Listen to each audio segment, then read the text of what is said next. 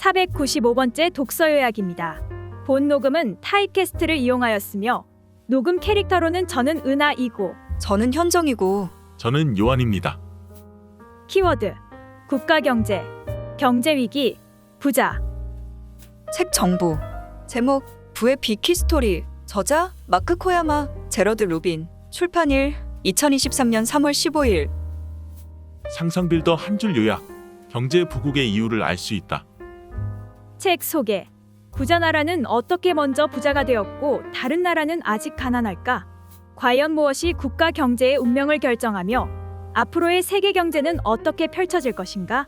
부의 비키스토리는 경제학 교수이자 저명한 경제사학자 마크 코야마와 제러드 루빈이 인류의 시작부터 현재의 금융자본주의까지 것이 경제사를 꿰뚫으며 경제 강국의 시작과 발전, 부의 이동 경로, 성장의 요인과 어두운 이면을 조목조목 밝히는 책이다. 저자들의 철저한 연구 정신과 치우침 없는 균형 잡힌 시각이 돋보인다. 저자들은 경제 성장의 근본 요인으로 손꼽히는 지리 제도 문화 인구 식민주의가 어떻게 상호작용하여 각 사회의 번영과 빈곤을 좌우했는지 검토하며 2000년 세계 경제사를 한 편의 다큐멘터리처럼 펼쳐 보인다.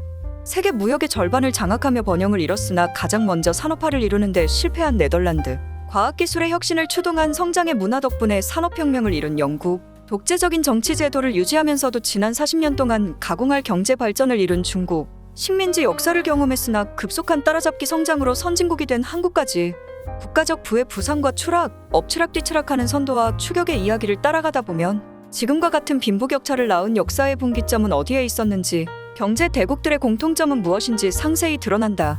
나아가 더 부유해지기 위해서 경제는 어떤 방향으로 발전하고 진화해 나가야 하는지 힌트를 제공한다. 저자들은 한국어판을 위해 특별한 서문을 보내왔다.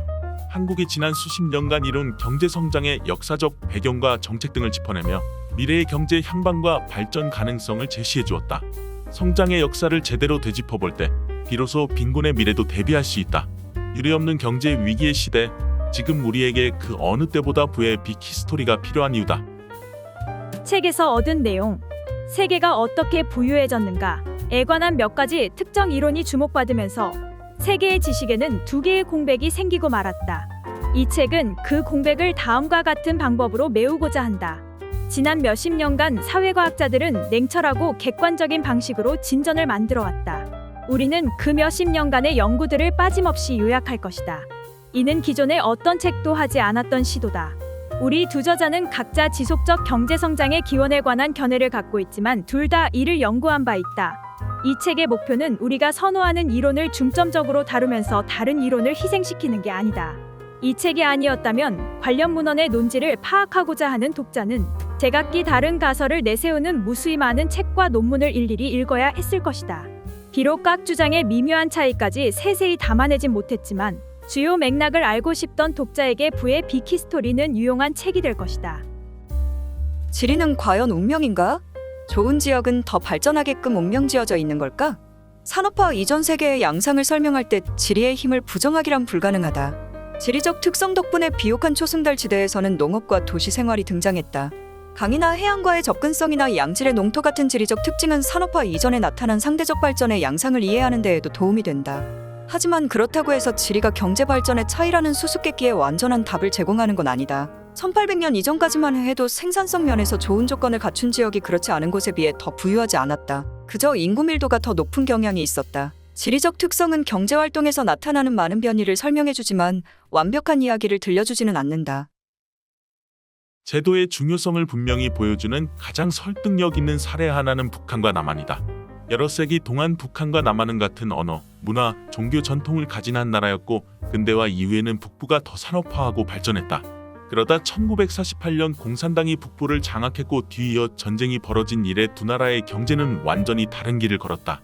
현재 너무나 대조적인 남한의 번영과 북한의 빈곤을 보면 제도의 중요성이 여실히 드러난다. 시장에 기반한 남한과 공산주의 북한은 제도가 전혀 다르다.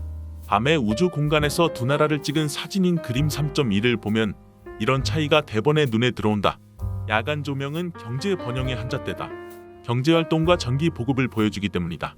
사진에서는 남한의 경계선과 많은 경제 중심지가 뚜렷하게 드러난다. 북한은 거의 캄캄한 암흑천지다. 개인주의 문화의 중요성은 사회가 진인교역의 유형과 금융기관을 넘어 확대된다. 개인주의 문화는 개인적 성취를 보상한다. 따라서 자연스럽게 집단주의 사회의 혁신가보다 개인주의 사회의 혁신가가 더 높은 사회적 지위를 얻는다. 고로드니첸코와 롤랑은 개인주의 성향이 강한 사회일수록 노동자 1인당 소득이 훨씬 높고 그 소득의 대부분이 더 높은 생산성과 혁신에서 나온다는 것을 발견했다. 이는 중요한 발견이다. 7장과 8장에서 더 살펴보겠지만 혁신은 근대의 지속적 경제성장을 낳은 핵심적 요인이기 때문이다. 네덜란드 공화국은 최초의 근대적 경제로 치켜 세워졌지만 무역으로 추동된 네덜란드의 상업적, 스미스적 성장 양상은 19세기 이후 서유럽과 북아메리카에서 나타난 지속적 경제 성장보다는 앞선 시기에 나타난 일시적 성장에 더 가까웠다. 18세기의 네덜란드 공화국은 여전히 부유했지만 성장세를 계속 유지하지는 못했다. 정체를 낳은 요인은 여러 가지다. 불평등이 증대되었고 암스테르담을 기반으로 한 상인들이 권력을 독점했으며 네덜란드 동인도 회사 같은 기관들은 소수 주주의 이익을 위해 움직였다. 그리하여 네덜란드 공화국은 무역에 힘입어 부유해졌다가 결국 정체하고만 이탈리아의 도시국가들 피렌체와 베네치아과 비슷한 양상을 띠게 됐다. 반면 영국은 18세기와 19세기에 이런 결합을 경험했다. 그 결과가 바로 최초의 근대적 경제였다. 경제 성장이 역전되지 않고 지속되는 경제 말이다. 왜 영국이 최초였을까? 영국은 무엇이 달랐던 걸까? 제도와 시장만으로는 모든 걸 설명할 수 없다. 영국만 그러한 제도와 시장을 가진 게 아니었기 때문이다. 이미 수많은 연구에서 산업화 이전 유럽 지역들의 시장 통합 수준이 비교적 높았다는 걸 밝힌 바 있다. 잉글랜드는 이미 중세 시대 말에 고도로 통합된 시장을 갖고 있었다. 시장 통합의 열풍은 이전에도 그리고 세계 다른 지역에서도 있었지만 혁신 활동의 지속적인 증가는 일어나지 않았다. 가령 청나라 시대의 중국은 비교적 높은 수준의 통합을 달성했다. 네덜란드는 소유권 제도도 상당히 안정적이었으며 대규모 국제시장 접근성도 확보했다. 그런데 왜 네덜란드는 산업혁명을 이루지 못했을까? 어째서 무역망과 물리적 자본, 인적 자본이 지속적인 성장과 혁신으로 이어지지 못한 걸까? 20세기에는 세계의 많은 지역이 부유해졌다. 이 가운데 주요한 나라는 바로 동아시아의 호랑이들 즉 홍콩, 싱가포르, 한국, 대만이었다. 한국과 나이지리아의 1인당 국내 총생산을 비교하면 두 나라의 소득 수준은 1960년대 초까지는 비슷했으나 1960년대 말과 1970년대 초에 분기가 시작됐다. 당시 나이지리아는 사하라 사막 이남 아프리카의 많은 나라처럼 내전과 군부 통치에 접어들었다. 또한 나이지리아는 1973년 석유 파동 이후 전반적인 성장 속도 저하를 경험했다. 이와 대조적으로 한국은 1970에서 1980년대 내내 계속해서 높은 경제 성장률을 기록했다. 따라잡기 성장에 필요한 것은 기술 수입뿐만이 아니다. 제도도 중요하고 문화도 중요하다. 더불어 지리와 인구 변동, 식민지 경험을 포함해 그 사회의 역사도 중요하다. 동아시아의 네 국가는 과연 무엇이 달랐기에 대세를 거스르고 성장할 수 있었을까? 영국이 처음으로 지속적인 경제 성장으로 나아가는 돌파구를 열자 다른 나라들도 그 경로를 따라 따라잡기 성장에 박차를 가했다. 다만 따라잡기 성장을 이루려는 나라들은 그 과정에서 혁신과 기업가 정신을 장려하고 자유로운 발상을 촉진하는 제도를 형성하는 걸 최우선 순위로 삼지는 않았을 것이다. 시장 또한 지속적 경제 성장을 이루는 데 결정적으로 중요한 요소다. 경제학 교과서는 종종 시장의 효율적 속성을 강조한다. 경쟁 시장에서는 경제적 순손실이 없도록 가격을 한계 비용까지 떨어뜨린다는 원리가 그것이다. 하지만 장기적 관점에서 볼 때 더욱 중요한 것은 혁신을 재촉하는 시장의 존재다. 산업혁명은 정책 입안자들이 사전에 계획한 게 아니었다. 개인들이 새로운 생산 기법을 실험하거나 신규 공장을 건설하거나 생산을 기계화하면서 내린 수많은 결정의 결과였다. 계획경제하에서도 성장은 가능하다. 정책 입안자들이 강제력을 행사해서 자원을 동원할 수 있기 때문에 오히려 단기적으로는 시장 경제보다 빠르게 성장할 수 있다. 스탈린 치하의 소련과 2차 세계대전 이후 동유럽이 대표적인 사례다. 하지만 혁신이 부재하고 투자를 조정할 시장이 존재하지 않으며 순전한 노동력과 투자뿐이라면 결국 수학 체감에 봉착하게 된다. 소련 같은 계획 경제는 군사 혁신은 뛰어났지만 소비자들이 실제로 사고 싶어할 만한 상품을 생산하는 데는 완전히 실패했다. 시장은 진공 상태에서 작동하지 않는다. 애덤 스미스의 말처럼 이기심이나 시장의 힘이 유익한 결과를 낳는다는 명제가 성립하려면 적절한 제도가 바탕이 되어야 한다. 이런 이유에서 우리는 이 책 전체에 걸쳐 제도의 중요성을 강조했다. 그러나 제도만을 독립적으로 생각할 수는 없다. 한 사회의 제도적 환경은 다른 변수들의 맥락과 상호작용하기 때문이다. 예를 들어 1980년대의 중국을 극단적 빈곤에서 벗어나게 한 제도 개혁은 아주 사소한 것이었다. 농업에서의 사적 생산 복구, 경제특구 창설, 중앙 계획 포기 등이었다. 중국 공산당은 진정한 대의제도나 공식적으로 통치 권한을 제한하는 제도의 도입은 전혀 고려하지 않았다.